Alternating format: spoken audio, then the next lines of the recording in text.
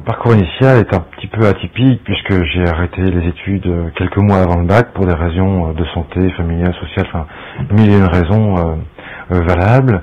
Suite à cela, je suis entré très rapidement dans un parcours précaire d'accès à l'emploi, de professionnalisation et puis de formation aussi professionnalisante avec qui s'orientent vers des diplômes de niveau 5, 4 aussi avec des brevets d'État.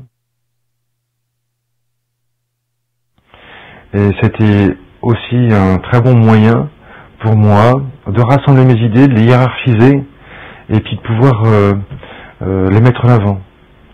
Savoir ce qui a compté et ce qu'on peut en retirer, surtout.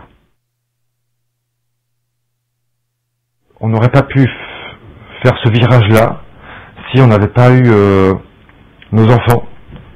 Parce que c'est pas que pour nous qu'on le fait, hein, évidemment, vous l'imaginez bien.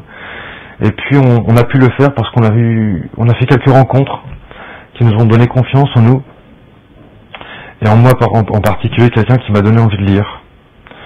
Et c'est en lisant que j'ai réussi à combattre une légère dyslexie.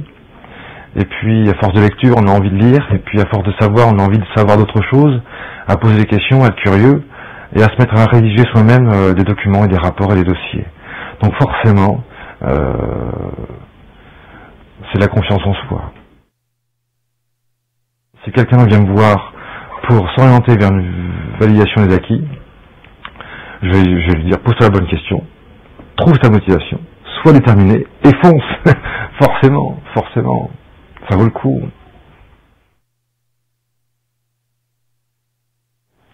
Maintenant qu'on a un diplôme, sur le marché de l'emploi par exemple, on peut être à concurrence égale avec des jeunes diplômés, sauf que nous on a 15 ans d'expérience.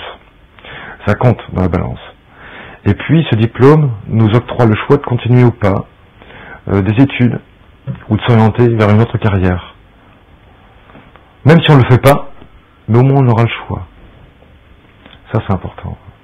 C'est peut-être même là l'essentiel.